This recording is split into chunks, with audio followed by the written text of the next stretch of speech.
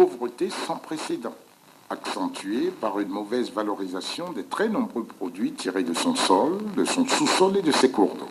Et bien que de nouvelles initiatives soient développées ces dernières années, bien que de nouvelles capacités aient été acquises sur le plan du savoir-faire, elles ne sont que très peu mises en œuvre au bénéfice du continent. Pour beaucoup de spécialistes, de chercheurs africains et même des partenaires au développement, l'une des raisons du balbutiement du développement de l'Afrique relève du manque ou tout au moins de l'insuffisance de la bonne gouvernance dans la gestion des affaires publiques. La bonne gouvernance est donc au cœur même de la problématique du développement en Afrique. Elle suppose la mise en place d'institutions efficaces, responsables, qu'elles soient politiques, judiciaires, administratives, économiques ou privées. La bonne gouvernance implique également l'établissement de règles solides qui favorisent le développement, protègent les droits de l'homme et respectent l'état de droit. Après une vingtaine d'années de processus de démocratisation sur notre continent, à quel degré nos dirigeants continuent-ils de faire entorse à la pratique d'une gouvernance efficace de la gestion des affaires publiques? Qu'est-ce qui caractérise aujourd'hui la gouvernance en Afrique et quelles sont les principales réformes à initier pour permettre une gestion transparente, efficace et promotrice du développement de nos pays?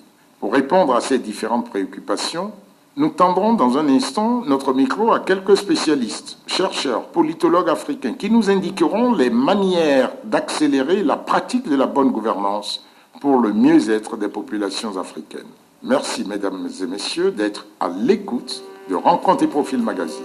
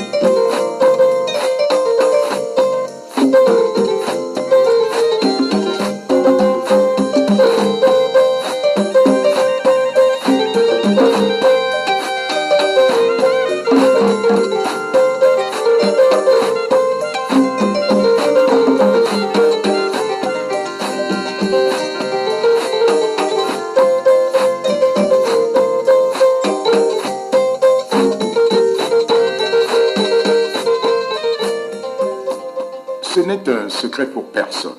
L'Afrique est un continent doté d'immenses ressources naturelles. Le paradoxe est que ce même continent demeure la région ou l'une des régions les plus pauvres du monde. D'où l'effort des uns et des autres, cadres, dirigeants et simples citoyens, de s'activer à redorer le blason socio-économique et politique du continent. On pourrait même dire que la tendance aujourd'hui dans nos pays est à un nouveau pacte social. Les institutions de l'État et les processus de gouvernance sont peu à peu reconstruits pour encourager la démocratie et la bonne gestion des affaires publiques. Sur le plan économique, plusieurs pays africains ont progressé dans l'introduction d'un cadre de gestion par les résultats pour promouvoir une plus grande transparence dans leur structure et dans l'utilisation de leur budget. Un effort a également été fait pour améliorer les mécanismes de contrôle et pour renforcer l'efficacité dans la gestion des finances publiques. Autant de preuves, autant de situations qu'il faut saluer. Pour marquer également leur adhésion au principe de la bonne gouvernance et appuyer les efforts sur le plan national, plusieurs pays africains ont pris de nombreuses initiatives au niveau continental. En témoigne la mise en place par l'Union africaine du mécanisme